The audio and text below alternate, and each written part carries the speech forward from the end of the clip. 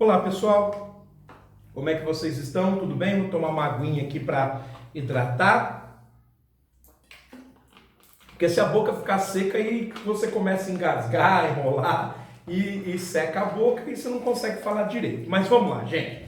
Vamos parar de conversa mole. Nós ontem fizemos um Jornal do Masa baseado em 3 reportagens, 2 do jornal Folha de São Paulo, a terceira da Super Interessante. Hoje eu vou inverter a ordem. Eu vou começar com a edição da quarta-feira, 24 de julho de 2019. Depois você vê a descrição lá, eu replico a fonte. Página 2, caderno Opinião, seção Opinião, melhor dizendo, do primeiro caderno, onde se fala dos editoriais da Folha de São Paulo. E a gente estava analisando na onda do obscurantismo, que para não ser muito amigável da burrice que vem crescendo no mundo, nós estávamos falando então do espalhar da perigosa doença ebola mais uma vez no continente africano, que há cerca de 5 anos fez 11 mil mortes, né? De 10 a 5 anos a gente conseguiu debelar há 5 anos a epidemia, fez 11 mil mortes, e agora ela já fez 1.700 mortes e 2.500 pessoas nesse sentido.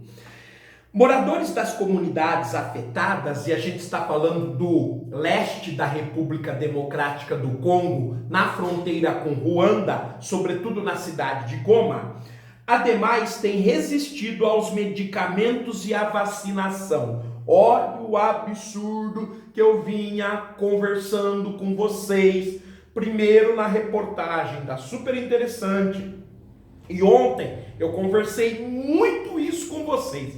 Se nós não mudarmos essa percepção, acharmos que os nossos inimigos são os cientistas, os médicos, não, os nossos inimigos são os políticos. Estes são os nossos inimigos. O segundo maior inimigo nosso é a mídia mentirosa, que defende interesses. Estes são os nossos inimigos. Cientistas, pesquisadores, médicos, muito pelo contrário, eles vêm lutando para a melhoria da qualidade de vida. E infelizmente, gente, nós estamos nessa onda de burrice que vem crescendo no mundo. Tudo que nós não precisamos é disso, mas infelizmente, e é por isso que já fez 4.200 vítimas, 1.700 mortos, 2.500 à beira da morte.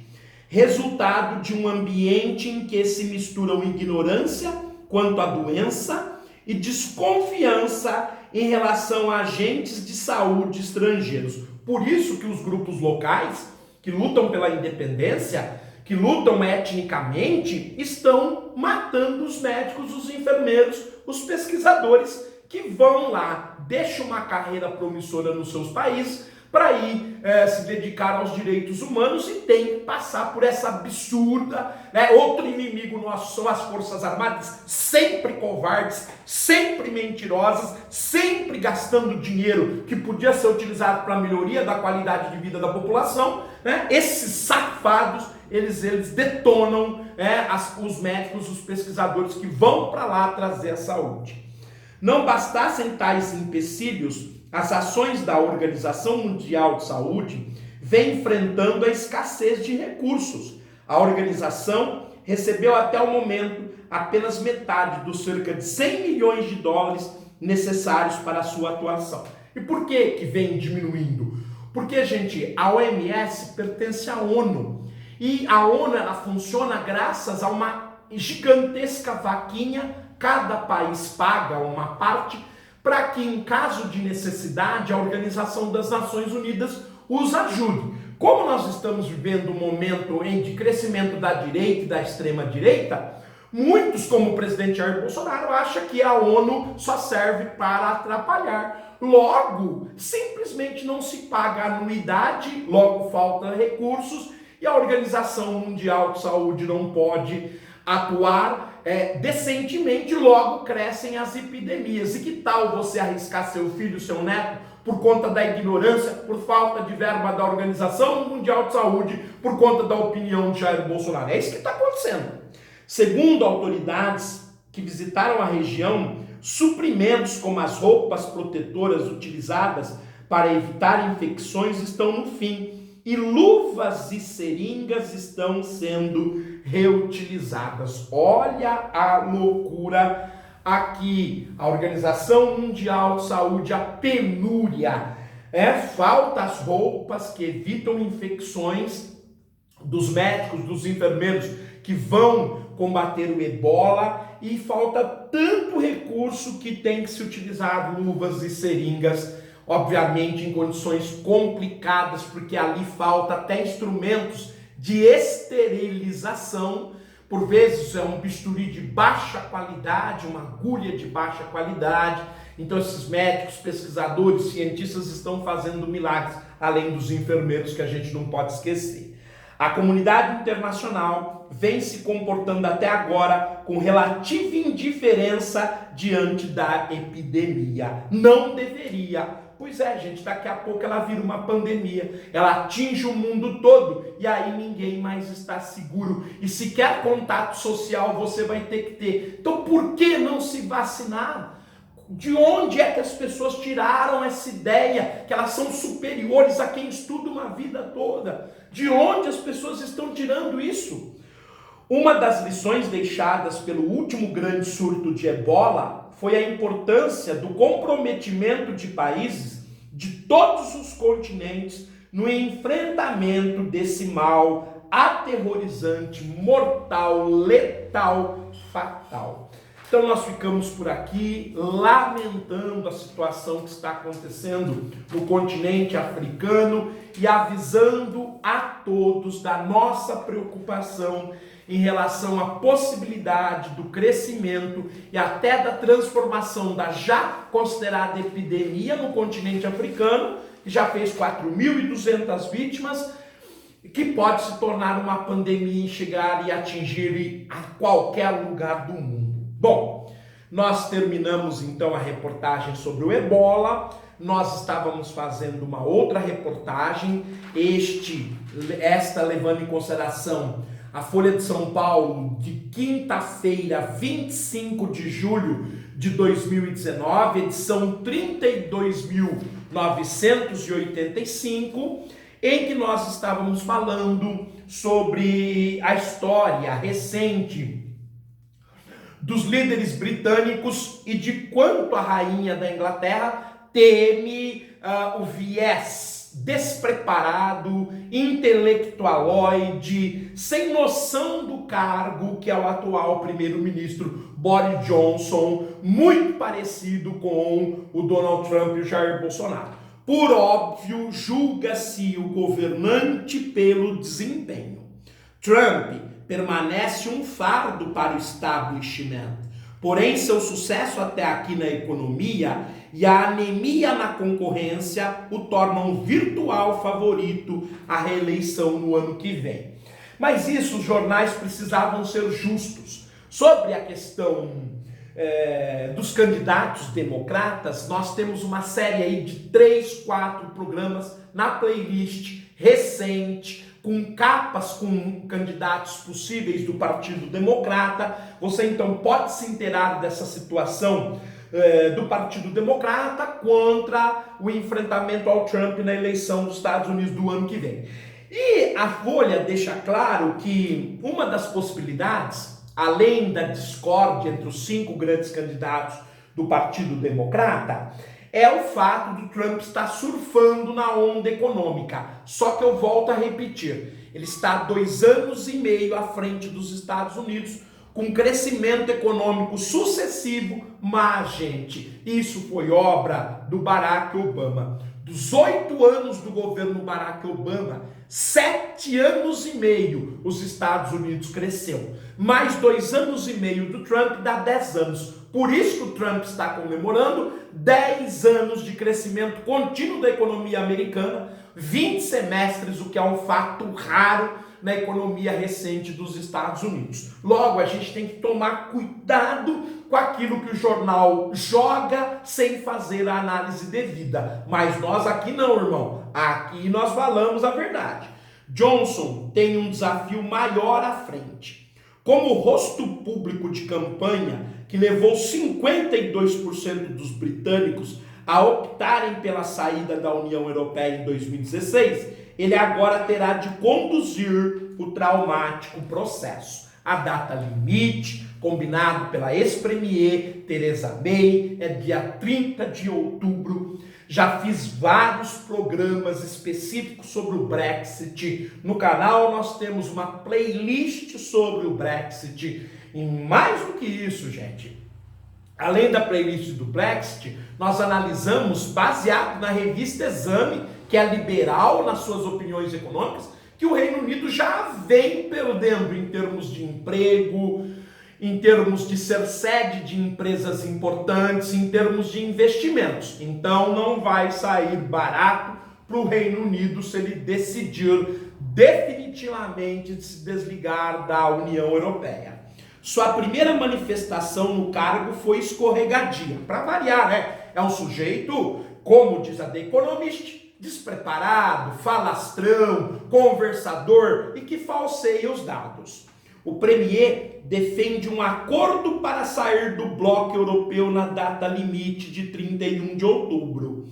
O que você precisa entender, Boris Johnson, é que quem é que está para definir este acordo de saída? A União Europeia ou você? Ou você, como disse o texto, escorregou porque acha que está com a faca e o queijo na mão? É o contrário. Quem está com a faca e o queijo na mão é a União Europeia. E se você tivesse juízo, quer saber a minha opinião, você manteria o Reino Unido na União Europeia, passava óleo de peroba nessa carona sua, pediria desculpas e manteria o Reino Unido dentro da União Europeia. Você só tem a ganhar. Ser humilde, você só tem a ganhar. Sobretudo se você é político. Mas sugeriu que isso pode se dar sem acomodação com Bruxelas, embora tratando tal possibilidade como remota. Eu reitero como impossível. Como é que você vai fazer um acordo sem consultar? Por que consultar Bruxelas? Porque Bruxelas é a sede histórica da União Europeia. Como é que você vai propor um acordo se você não tem do outro lado o acordante? Cara, não é possível que o Reino Unido chegou a ter um primeiro-ministro deste nível. Não é possível. Se optar pelo caminho mais impactante, provavelmente terá de fazer a aposta de convocar eleições, visando assim evitar o mesmo destino da antecessora. Então, muito possivelmente, antes de tomar a decisão final, ele vai ter que consultar a população.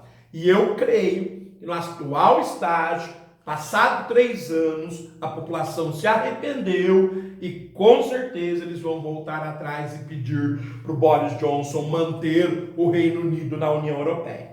Theresa May, que viu seu plano do Brexit derrotado 3 vezes no parlamento. Isso já é um indicativo que o acordo foi mal feito, precipitado e populista. Nessa hipótese, Johnson talvez se veja obrigado a unir forças com os radicais xenófobos liderados por Nigel Farage, operação que transmutará a face algo benigna da inadequação do premier em um pesadelo político mais sombrio. Ou seja, se ele quiser levar adiante um Brexit profundo, definitivo, rompitivo e conflitivo com a União Europeia, só se ele conseguir o apoio da ultradireita. Em conseguindo o apoio da ultradireita, a situação do Reino Unido pode ficar bastante delicado, sobretudo frente à conjuntura internacional. Então é isso, nós também terminamos a análise então agora do governo ou daquilo que o Boris Johnson vai enfrentar, sobretudo da desconfiança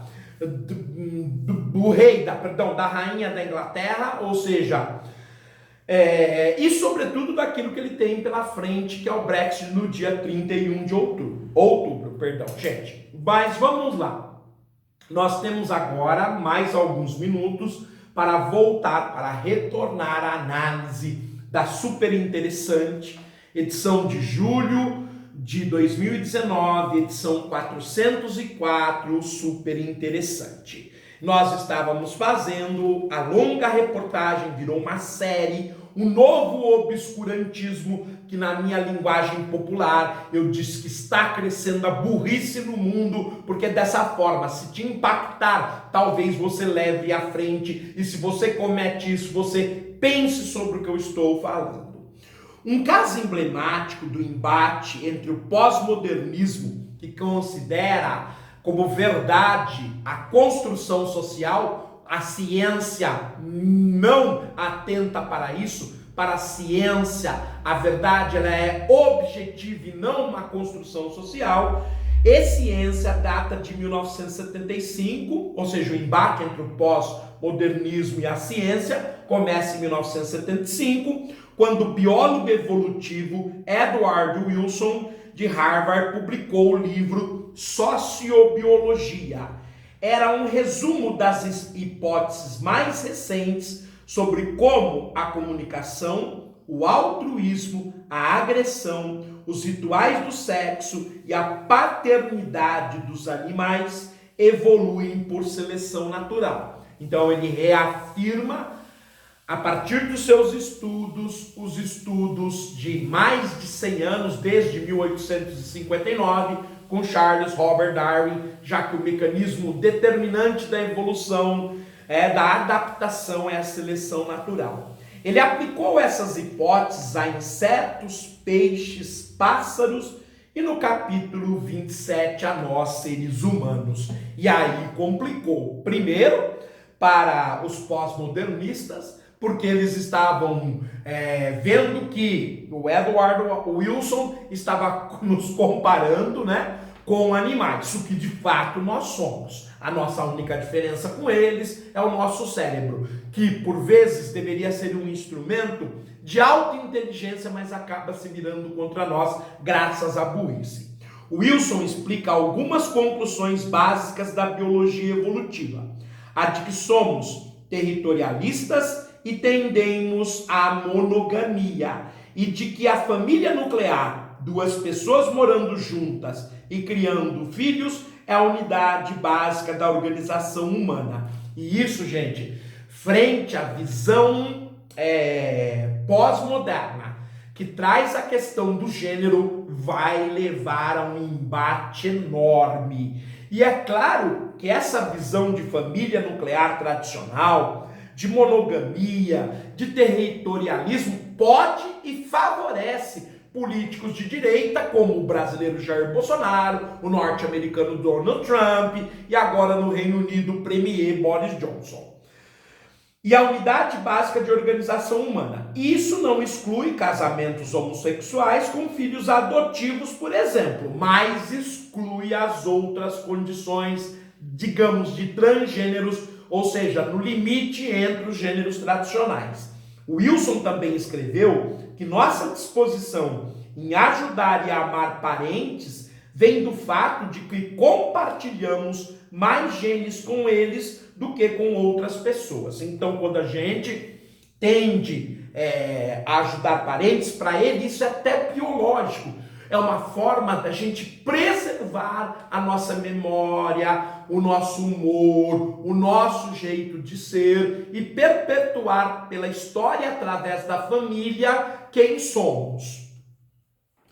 Todos esses são conceitos baseados em décadas de pesquisas científicas e antropológicas, e ainda são, quer dizer, ainda tem valor apesar de ter sido pesquisado e anunciado em 1975.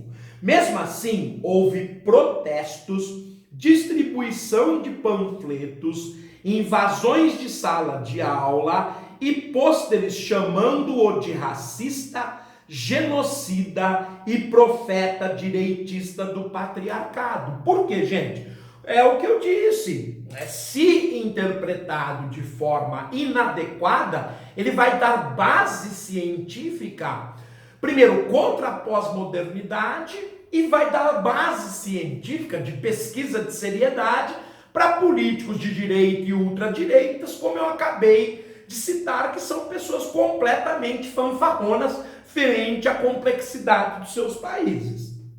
Embora ele tenha votado na esquerda democrata americana a vida toda. É um cientista. A tendência, evidentemente, é ter uma visão mais clara sobre os problemas sociais, uma preocupação, uma preocupação com a distribuição de renda, com o acesso das pessoas à educação, mas as pessoas, por conta dessa pesquisa séria que ele fez, tendem a achar que ele vai validar cientificamente personagens como Jair Bolsonaro, Donald Trump e Boris Johnson.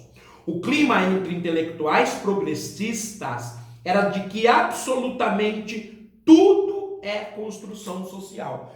Olha, gente, isso não pode ser, porque a ideia de construção social é muito recente. Aliás, essa ideia calcada o tempo todo na construção social, ela discrimina os outros animais, porque a construção social ela é produto do intelecto humano.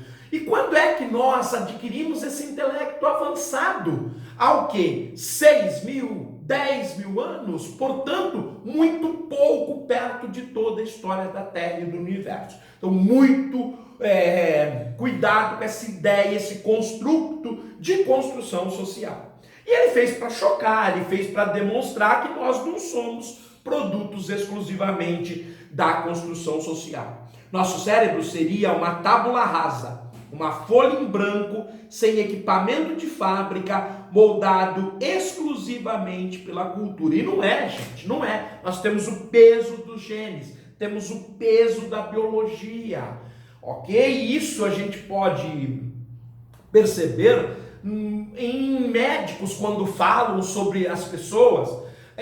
Tem pessoas que não podem consumir um ovo durante um dia, que se adoecem de alta pressão, por exemplo. Tem pessoas que comem 12 por dia e não tem problema. Quer dizer, existe o fator biológico, isso é indiscutível. Mesmo no meu caso, que estudo inteligência, as inteligências, nós levamos em consideração três condições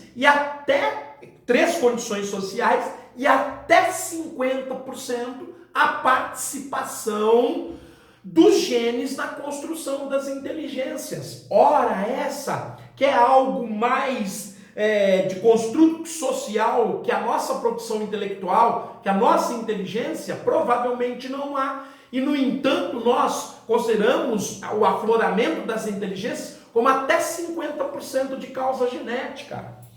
Nosso cérebro, isso é um erro. Também somos animais, como eu afirmei. Nosso comportamento, até certo ponto, foi moldado de acordo com o que foi benéfico para a sobrevivência de nossos ancestrais. É o meio afetando a nossa qualidade de vida, o nosso tipo de vida. É o caso da família nuclear, apesar que ela vem sendo desorganizada há cerca de 5 décadas. Não tendemos a formar casais héteros ou não e a cuidar de filhos biológicos ou não, porque aprendemos isso vendo novela. Fazemos isso porque está tão impresso nos nossos genes quanto nos dos cisnes, pinguins e pombos. Então é isso, gente. Certas coisas, como se reproduzir, constituir família, não é quem determina um sujeito, um autor de novela, um autor de romance, mas faz parte do mecanismo biológico de perpetuação da espécie. Simples assim. Por que lutar contra isso? Contra a força da biologia? Não tem porquê. A ciência já admite que até 50% é biológico, até 50% é cultural, e tudo bem, porque achar que 100% é cultural também é radicalismo, também é ditadura.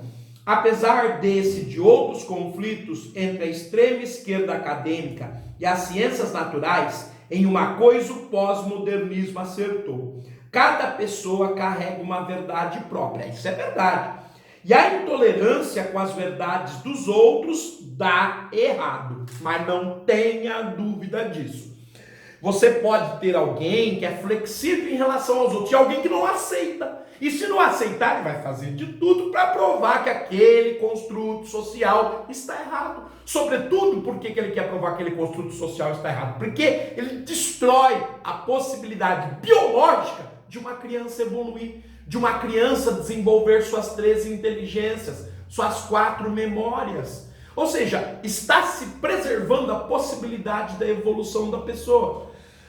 Então, pessoal, uma coisa que eu achei muito interessante nesse parágrafo é a hora que ele diz: apesar de outros conflitos entre a extrema esquerda acadêmica e as ciências naturais. E isso, gente, é algo que no meu canal eu espero que vocês estejam vendo.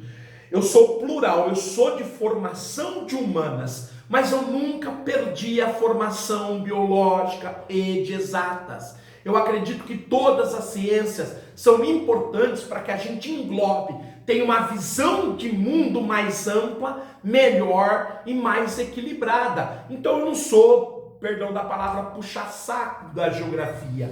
Você está vendo no meu canal os vários tipos de ciências que a gente traz com carinho, com propriedade. Eu estou ficando por aqui. Eu agradeço por mais uma edição do Mas. Até a próxima. Não se esqueçam de curtir. Obrigado.